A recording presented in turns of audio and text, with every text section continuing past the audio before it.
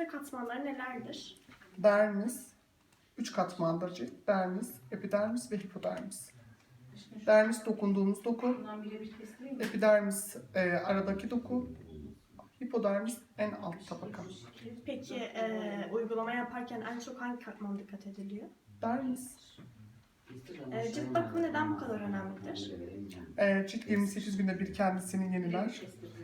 28 günde bir yenilenen keratin tabakasını ciltten nazik bir şekilde temizlemek için her ay düzenli olarak cilt bakımı yapılması gerekiyor.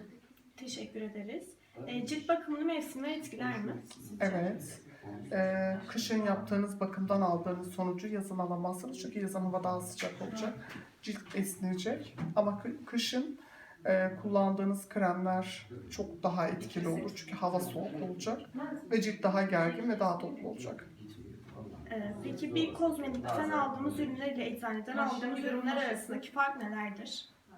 Dışarıdan aldığınız kozmetik renkli kozmetiğe giriyor. Yani kimyasalı çok yüksek demek oluyor ve Sağlık Bakanlığı onayı yok. İsteyen herkes istediği kadar çok rahat ulaşıp alabilir. Ama eczaneden aldığınız ürünler dermokozmetiğe giriyor. Sağlık Bakanlığı onaylı ve daha iyi sonuç alacaksınız.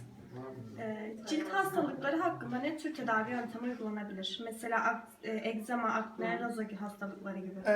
Aknede eğer karaciğer yağlanması varsa doktor öngörürse kan tedavisi, kan değerlerine göre Razutan, Zoratenil de Aknetrend bunlardan birinin tedavisini yapabilir 6 ila 8 ay.